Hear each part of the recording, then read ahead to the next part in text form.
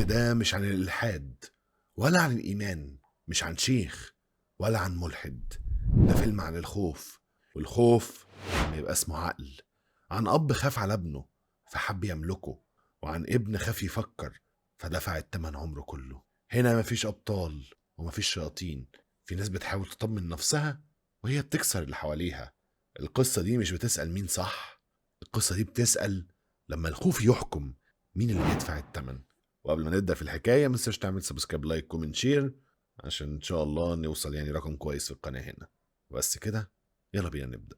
الفيلم بيبدأ بشخص بيجري في الشارع، وفي صينية شربات بتتقدم لناس وشهم هادي، بس اللي جاي ورا الهدوء ده حاجة صعبة. بيدخل عليهم يحيى، صوته عالي، مش لأنه شجاع ولكن لأنه اتخنق. بيقول الجوازة دي لو تمت أنا هبلغ فيكم وزارة الداخلية والصحة والعدل، عشان انتوا ناس المفروض محترمين وجايين تتجوزوا اختي اللي هتتم 14 سنة بس كمان 4 اشهر. واحد من الشيوخ بيرد عليه ببرود: انت مين عشان تعطل شرع ربنا؟ يحيى ما بيترددش: انا اخوها. الشيخ بيقاطعه تاني: وانا ابوها وجوزها غصب عنك. الراجل ده كان الشيخ حافظ والد يحيى. يحيى بيبص له في عينه: غصب عني جايز، بس مش غصب عن القانون. حافظ ما بيردش، بيمسك يحيى من دراعه ويحبسه في أوضة ويقفل عليه.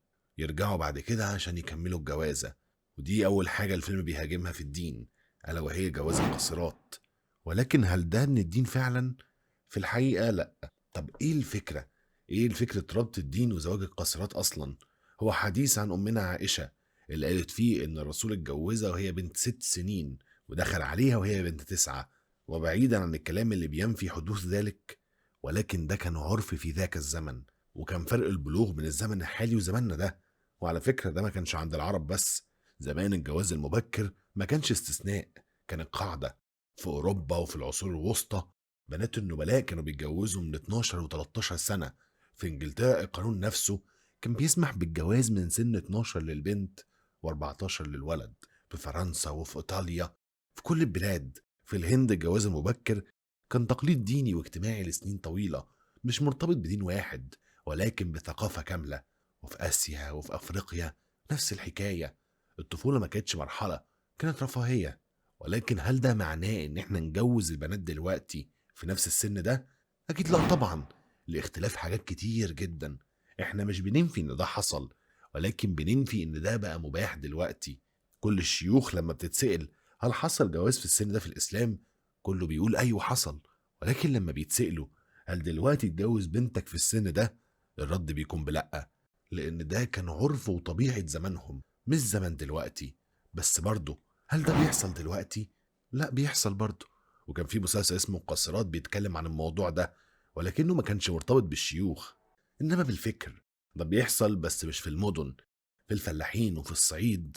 هو بيحصل وهو غلط طبعا، ولكن غلط في الفيلم هو القالب، إن هو ربط المشيخة بالموضوع ده.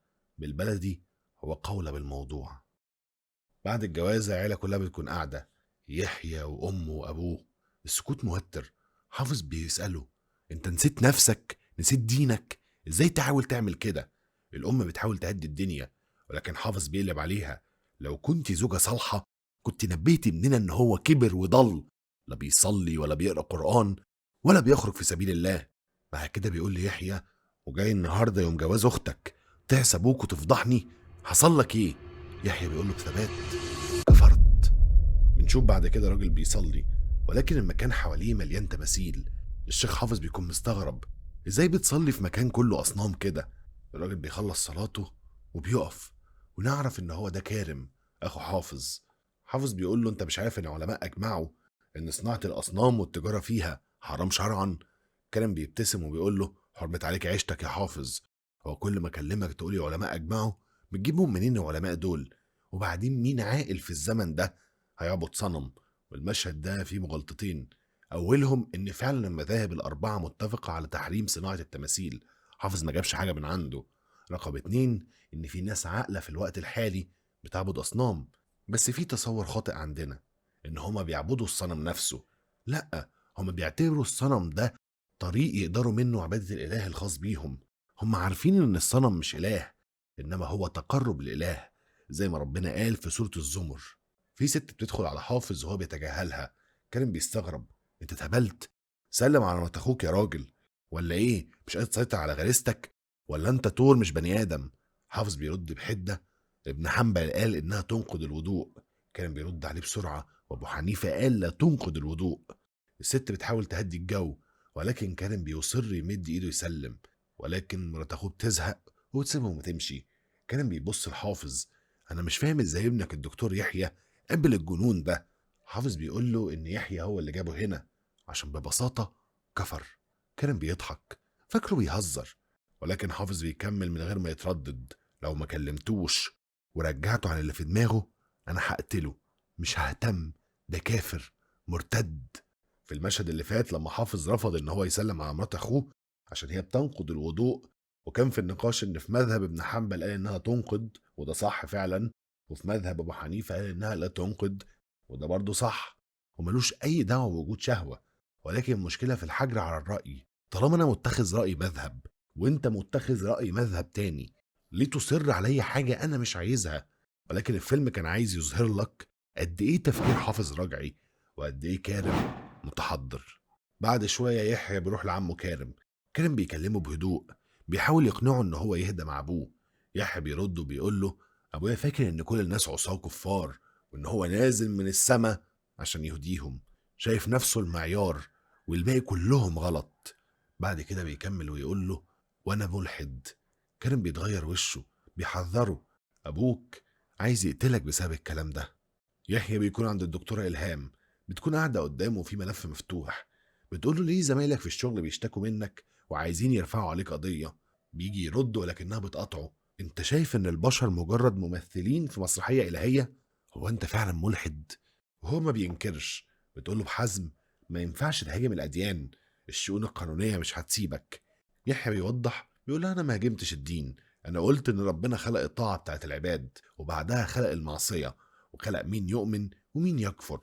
يبقى المؤمن ملوش فضل في إيمانه والكافر ملوش ذنب في كفره. احنا كده ماشيين في مسرحية، أدوار ماشية ورا سكريبت. إلهام بتقول له: بلاش تتكلم في الحاجات دي، الناس مش هتفهم، وخصوصا ان النقاش ده كان بين فلاسفة المسلمين من 1000 سنة. واضح انها متعاطفة معاه بس خايفة. طيب هل كلام يحيى صح؟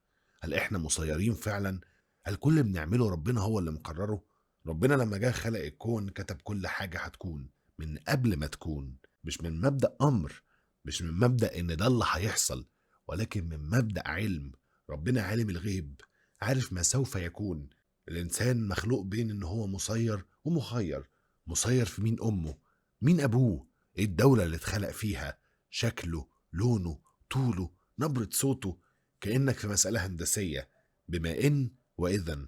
بما إن دي الحاجات اللي أنت مسير فيها، بما إن أمك فلانة وأبوك فلان، بما إن بلدك كذا، دينك كذا، شكلك كذا، إذن هتعمل إيه في حياتك؟ أنت معاك المسألة، أنت مخير تحل صح أو تحل غلط. يبقى احنا مش في مسرحية إلهية، احنا اللي بنعمل المسرحية على مزاجنا بناء على الديكور اللي عندنا. الدكتورة إلهام بنشوفها في المدافن واقفة قدام قبر، بتفتح جواب قديم، جواب أخوها المتوفي. من السطور واضح إن هو كان ملحد. بتطوي الورقة، بعد كده بتروح قدام القبر وترفع ايديها وتدعي له بالرحمة. وده مشهد محطوط بس عشان يستفز آراء الناس اللي بتعتقد إنه لا يجوز الترحم على غير المسلم، ودي مهاترات أنا مش حابب أتدخل فيها أصلا. كارم قاعد مع الحاج عثمان، بيتكلموا عن أم يحيى. الشيخ حافظ منبه عليها إنها ما تستقبلش حد في البيت في وجوده أو في غيابه، وبيقول إن مفيش مكان قابله فيها غير هنا. حتى وهي منقبة محدش هيعرف إنها مرات الشيخ حافظ صاحب المحل. أم يحيى بتيجي وبتقعد. كارم بيبتسم لها بحزن، بيقول لها: فاكرة أيام ما كنت بتغني لسعاد حسني براحتك، وأبوكي من فرحته بيكي سمى أخوكي الصغير ربيع على أغنية دنيا ربيع؟ بيسألها بعدها: قال لها: هو ربيع فين؟ بتقول ان هو في كردستان شغال امام جامع، واخوها التاني برضه في كردستان ولكنه خادم للجامع. كلام بيعلق بتهكم: متأكدة كردستان مش افغانستان؟ يلا ربنا يهديهم او ياخدهم، ما هو كده كده هيبقوا شهداء في نظر نفسهم. لا تعليق، ده مجرد تنميط لأي شخص متدين وخلاص. بعد كده بيصمت شوية وبيقول لها: هنعمل ايه في مصيبة اخويا الشيخ وابنه الزنديق الملحد؟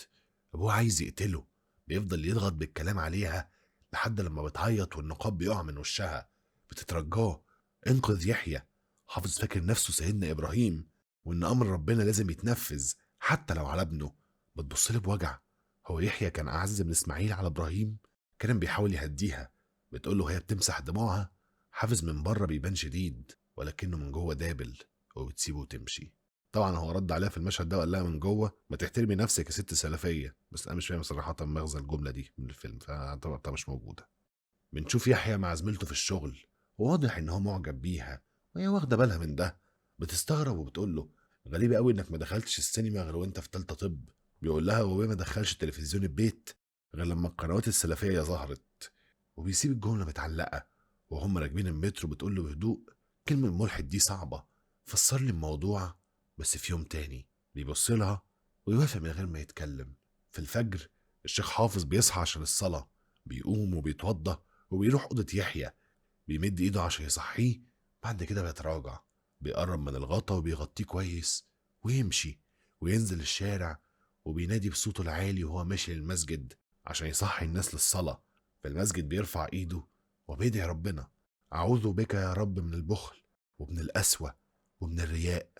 بعدها بيسكت وبيقول: ويدي ابني مهما كان متشدد، يحيى يظل ابنه وقلبه بيتعسر عليه. بعدها بنشوفه هو بالبيت، بيسيب ليحيى خبر: مستنيك الساعة 4 العصر في شقة عمك. بيقعد يقول لمراته إن ابن سيدنا نوح ما اتنقص عشان خاطر سيدنا نوح، وشرع ربنا لازم يتنفذ. احنا دلوقتي في شقة كارم. بيوصل الشيخ حافظ ومعاه شيوخ تانيين بيقعدوا. الشيخ إسحاق بيبدأ الكلام، بيقول إن يحيى لو ارتد على الإسلام ننصحه، ولو ما سمعش النصيحة كلمة ربنا هي اللي هتمشي. يحيى بيرد بهدوء: أنا ما ارتدتش، عشان ببساطة أنا مش مسلم أصلا. إسحاق بيرد عليه على طول، بيقول له النبي قال إن فطرة الناس الصحيحة هي الإسلام. وبيكمل بيقول: الحديث ده نقله ابن حجر وابن عبد البر. يحيى بيرد عليه وبيقول له: اللي قال كده ابن حجر وابن عبد البر مش النبي، وده مش صحيح. لأن لو مش هنعتبر الحديث ففي آية في سورة الروم بتثبت الكلام ده. ولكننا نكمل. يحيى بيقول لهم إن أي ديانة في الدنيا ممكن تقول إنها هي الفطرة. أنا اللي كنت بعمله قبل كده كان انسياق ورا أبويا مش أكتر. إسحاق بيقول له بوضوح: لو منكر فطرة الإسلام يبقى الحكم القتل من غير استتابة، ولكن لو مش منكرها يبقى نعمل لك استتابة ونقدر نصحح الشبهة. كان بيتدخل، بيقول لو ما اقتنعش الرد بيطلع بارد يبقى يتقتل. كان بيضرب بإيده على الترابيزة: ده في شرعكم جايز، ولكن في دولة وفي قانون. إسحاق بيحاول يهدي الوضع: وحدوا الله يا جماعة، احنا لسه في أول ساعة وأول يوم، احنا جايين هنا للهداية. بيبص ليحيى وبيسأله: انت كافر بالله ولا مشكلتك مع دين الإسلام؟ يحيى بيقف وبيقول: أنا ملحد، مش بصدق بوجود الإله. بيكمل بصوت ثابت: عدى على البشر كائنات شديدة الذكاء، سموا نفسهم أنبياء، فسروا الظواهر الطبيعية على إنها فعل الآلهة، لحد لما ظهرت الديانات التوحيدية وقالت إن في إله واحد بس. إسحاق بيرد بهدوء: الشك عادي، حتى سيدنا إبراهيم شك. أنت لو عايز تعرف إن في إله تقدر تبص حواليك، في عندك البحار والأنهار وغيره. الحاجات دي يا إما إنها وجدت صدفة، أو إنها وجدت نفسها بنفسها، أو إن في مسبب عملها. والمثال الأول والتاني مستحيلين. يحيى بيعترض: مش مستحيلين. إسحاق بيقول له: إزاي؟ اشرح. يحيى بيقول له: مفيش وقت، وكمان أنت اللي جاي تهديني للإسلام، مش أنا اللي جاي أهديك للإلحاد. الشيخ حافظ في الوقت ده بيفقد أعصابه، بيحاول يمسك في ابنه. كله بيدخل يفصل ما بينهم، والاجتماع بينتهي، كل واحد بيمشي. المشهد اللي فات بيدل إن يحيى مفيش عنده حجة أصلا. مفيش حاجة اسمها أنت جاي تهديني الإسلام مش أنا اللي جاي أهديك للإلحاد. المفروض إن هو يشرح فكرته، ولكن أصلا هو ما عندوش فكرة، هو ألحد نكاية في أبوه مش أكتر. كارم بيكون قاعد لوحده قدام كتب فقه، بيقلب ويقرا ويدور. مراته بتدخل عليه، بيقول لها ان هو لها اكتر من 100 فقيه قالوا مفيش حد ردة. بيبص للكتب بحزن، وحافظ مش شايف غير ابن تيمية. بتقول له بهدوء ساخر: انا عندي الحل، كلم ابن تيمية يغير رأيه عشان يقتنع حافظ. بيبصوا لبعض وبيضحكوا ضحكة قصيرة، ولكنهم عارفين انها مش هتغير حاجة. في الحقيقة الكلام ده مش دقيق. مفيش حاجة اسمها 100 فقيه قالوا مفيش حد ردة بالمعنى المطلق ده. اللي موجود فعلا هو خلاف فقهي، مش نفي للحد. جمهور الفقهاء من المذاهب الأربعة قال بوجود حد الردة، وده رأي المالكية والشافعية والحنابلة وكثير كمان من الحنفية. وابن تيمية ما جابش حاجة من عنده، هو ماشي على رأي جمهور قبله. ولكن في فقهاء قالوا إن حد الردة مش بيتطبق على مجرد تغيير المعتقد، قالوا إن هو كان مرتبط بالردة المصحوبة بحرب أو خيانة أو تهديد للمجتمع. يعني ردة زائد حرب، مش ردة فكرية وخلاص. يبقى الخلاف مش في حد ردة ولا لأ، الخلاف في إمتى وإزاي ومين يطبقه، وهل هو حد ثابت ولا الحاكم هو اللي يقرر. فكرة إن في 100 فقيه قالوا مفيش حد ردة دي تبسيط غير علمي. وفي نفس الوقت فكرة إن في أي حد يغير معتقده يتقتل فورا برضه ده تشويه للفقه. ابن تيمية قال بالقتل في حالات معينة وبشروط وسلطة وقضاء، مش أب ولا شيخ ولا قعدة بيت. المشكلة مش إن حافظ بيستشهد بابن تيمية، المشكلة إن هو شايل الفقه من سياقه وحطه في إيده كسكينة. بنشوف الدكتورة إلهام رايحة ليحيى، بتطلع أجندة قديمة، أجندة أخوها المتوفي، بتديها له، بتقول له مهمة عندي إنك تقراها.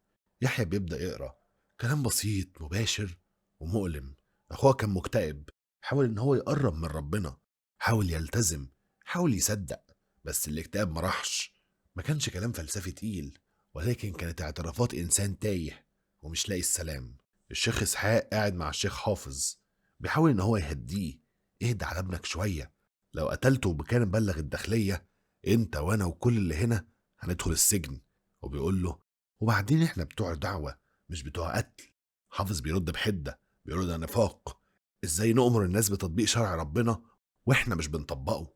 اسحاق بيقول له حتى الشرع ما قالش ان احنا اللي نقتل، الدولة هي اللي تعمل كده، غير كده هنبقى زي السلفية الجاهلية، ودي مش سكتنا ولا نقدر نستحمل اللي بيحصل فيهم. وبعدين ده ابنك يا اخي. حافظ ما بيردش، بيقوم وبيشغل ميكروفونات المسجد، صوته بيملى المكان كله. اللي يعرف اي حد ملحد يستتيبه 3 ايام، لو ما استتبش يقتله. ام يحيى بتحاول تهدي ابنها مع ابوه، حافظ بيبص لها باحتقار، ازاي سمحتي باللي عمله فيكي؟ وهنا الحياة بتطلع، بنرجع لزمن فات. الشيخ حافظ اتجوز على ام يحيى بعلمها، ست كانت لسه مسلمة جديد. ام يحيى كانت بتترجاه، اي شاب تاني يتجوزها مش لازم انت. هو بيرد وبيقول لها مفيش حد هيقدر يحميها من الكنيسة غيري. ويحيى الطفل بيكون واقف بره وسامع كل حاجة. وبعد فترة الست دي بتطلق وبتمشي. أم يحيى بترجع للحظة الحالية، بتبص له، بتقول له اكذب عليهم، قول لهم انك مؤمن وانك تبت، انقذ نفسك وانقذ ابوك من القتل. يحيى بيكون عند الدكتورة إلهام، وبيكون معاه دكتور عبد المحسن طبيب نفسي. يحيى بيعترض فورا، أنا مش مريض نفسي عشان أقعد مع دكتور. إلهام بتحاول تهديه، أنت متأثر نفسيا على الأقل من جلسة الاستتابة بتاعت امبارح. يحيى بيستغرب، وأنت عرفتي منين؟ ما بتردش، وبيقوم وبيمشي. دكتور عبد المحسن بيقول بهدوء الفكرة اتزرعت خلاص في دماغه، الحادو ده كان ناتج عن غضب مكتوم مش أكتر، ولكن لسه في أمل. ده كده ساحر مش دكتور نفسي اللي عرف كل ده من دقيقة قعدها مع يحيى. وبعدين في ثغرة في الفيلم، إن إزاي الدكتورة إلهام بتعرف اللي حصل وما تشرحش ده طول الفيلم، فهي يا بتعرف الغيب يا إما المخرج هو اللي قايل لها بقى. كان بيحاول للمرة الأخيرة إن هو يقنع أخوه ما تقتلوش، نشوف حل وسط نكلمه. حافظ بيتجاهله، وفجأة بتطلع أم يحيى من غير النقاب. حافظ بيزعق فيها، طالعة من غير النقاب ليه؟ هي بترد وهي بتغلي، أخوك اللي قاعد طول الوقت وسط الخواجات هيتفتن فيا؟ هو أنت الدين عندك شكل وبس، وابنك كفر بسببك أنت؟ بعدها بتقوم خلع الطرحة. حافظ بيفقد أعصابه، بيضربها وهو بيصرخ فيها يا كفرة.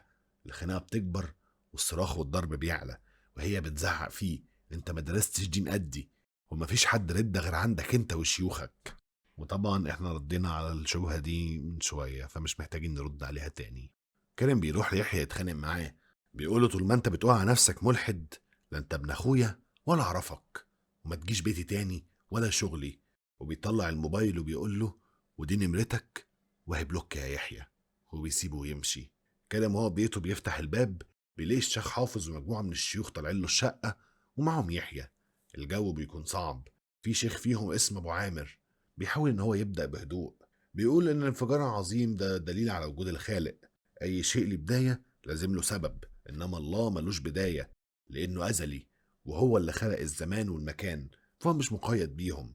يحيى بيسمع وبعد كده بيرد، بيقول له ان دي مش اجابه وده مش دليل نعرف ربنا بيه. ابو عامر بيقول له نعرفه بالعقل. يحيى بيقول له انهي عقل، عقلي ولا عقلك؟ وبعدين انا مش جاي اهدم دينكم ولا اقنعكم بحاجه، انا الحدت لاني فكرت بعقلي. بيرد عليه ابو عامر وبيقول له عقلك وزنه ايه قدام حقائق القران والسنه؟ يحيى بيرد بهدوء بيقول له الايه من شاء فليؤمن ومن شاء فليكفر. بيتعصب بيقول له ده قبل الاسلام، انما طالما دخلت الاسلام فمن بدل دينه فاقتلوه. يحيى بيبص لهم وما بيقولش غير كلمه واحده: جهله. الشيخ حافظ بيقوم وبيغمى عليه وبيقع، كل بيجري عليه، ولكن الدكتور يحيى بيكون واقف وما بيتحركش. طبعا في المشهد اللي فات ده هو الراجل كلمه بالعقل، انما يحيى ما كانش هدفه حد يقنعه اصلا، هو شخصية معمولة عشان ترفض من باب الرفض. هو عنده شك مذهبي حرفيا، ده اللي بيتقال عليه لو نزل له ملاك من السماء مش هيؤمن، لان هو ملحد عند في ابوه. والمشهد ده معمول عشان يقول لك ان الشيوخ اللي بيتكلموا باسم الدين ما عندهمش القدرة ان هم يثبتوا وجود الاله بالعقل، وهو توجه واضح من اول الفيلم. في المستشفى الدكتور إلهام بتشرح لهم، بتقول إن الشيخ حافظ ممكن يفوق بالأدوية ولكن حالته محتاجة زراعة كبد. بتبص ليحيى وتقول له لازم نحلل لكل العيلة عشان نعرف ونشوف مين ينفع يتبرع. الشيخ حافظ بيفوق واحدة واحدة وبيرفض العملية. الشيوخ بيحاولوا إن هم يقنعوه زراعة الأعضاء حلال، بيرد بعناد مش هعصي ربنا. يحيى بيقول له ما انت كده بتعصي ربنا وانت سايب نفسك تموت. حافظ بيزعق فيه بيقول له ان نقل الاعضاء حرام. يحيى بيكون قاعد لوحده بيقرا في مذكرات اخو الدكتوره الهام، سطور عن حريه الاراده والقدر، وهل البشر بيقتلوا بعض عشان مجبورين ولا عشان اختاروا.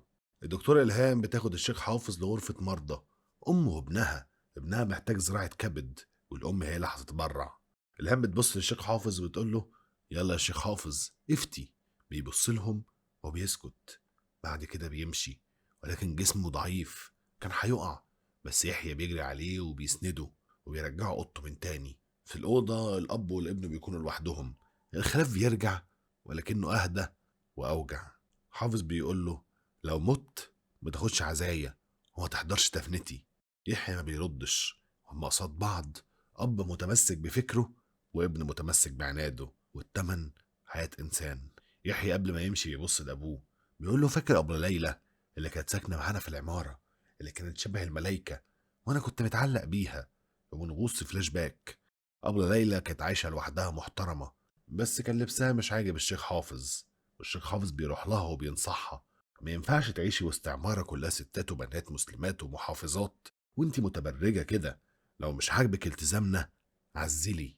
هي بتنفجر فيه بتقول له أنا محترمة ودي شقتي وأعلى ما في خيلك اركبه.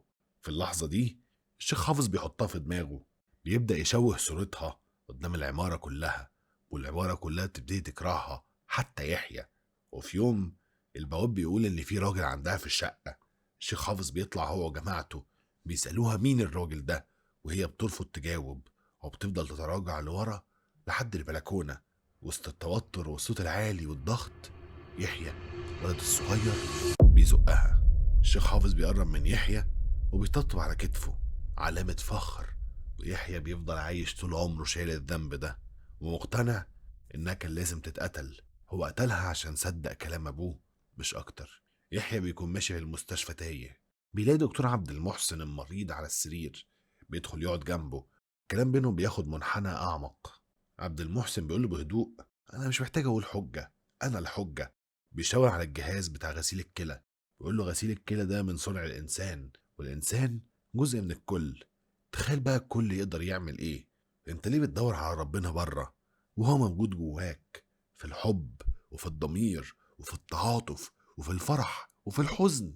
بعد كده بيقوموا يتمشوا في ممرات المستشفى وهم بيتكلموا. يحيى بيغوص أكتر في مذكرات أخو الدكتورة إلهام، بيوصل لجزء عن المشاعر، إزاي المشاعر بتطمن الإنسان وبتخليه يحس بالمعنى. ولكن الصدمة، أخو دكتور إلهام كاتب إن هو مش حاسس بأي حاجة، ولا حب ولا فرح ولا حتى حزن، وبيقفل كلامه إن الهروب الوحيد كان الانتحار. بنشوف الشيخ حافظ وهو واقف في السوبر ماركت بتاعه، وشه فاضي، عينه سرحانة، عينه بتقع على طقم سكاكين. بيقرب ويمد ايده ويختار واحدة، وشكله مش ناوي على خير. في قعدة الاستتابة التالتة والأخيرة الشيخ حافظ قاعد مش مركز، وشه شاحب تعبان، بيهمس لنفسه: ابني ملحد، لازم أرجعه، لأ لازم أقتله. أنا بقول إيه؟ أنا بهلوس. وده طبعا كان بسبب مرضه. ويقوم فجأة وبيطلع السكينة من جيبه، إيده بتترعش، رجله بتخونه، بيقع ويغمى عليه. يحيى بيجري عليه وبيكشف عليه، يشوف نبضه، ولكنه بيلاقي سكون. حافظ مات. يحيى واقف مصدوم، مش قادر يستوعب. الشفايف بتتحرك بس مفيش صوت. كان بيقرب منه، صوته واطي، ما تخليش العقل يجاوب على أسئلة القلب. الشيوخ بيدخلوا شايلين نعش الأب، بيطلعوه من الأوضة، من البيت على المسجد عشان صلاة الجنازة. كان بيوقف صلاة الجنازة شوية وبيروح ليحيى، بيقول له: عنادك مع أبوك كان بس عشان تعيش دور الملحد، فهو مات. ولو لسه على عنادك، لا الملحدين زادوا ولا المؤمنين نقصوا. فاكر يا يحيى لما كنت عايز تروح الكعبة وانت صغير عشان كنت عايز تشوف ربنا؟ دلوقتي انت بتشوف ربنا في كل حتة، لما بتبص في صدر كل مريض، لما بتشوف أم مع ابنها العيان، لما بتشوف مريض تقول ده هيموت ويعيش، وتشوف مريض تقول ده هيعيش ويموت. في كل نفس بتتنفسه انت دلوقتي حر.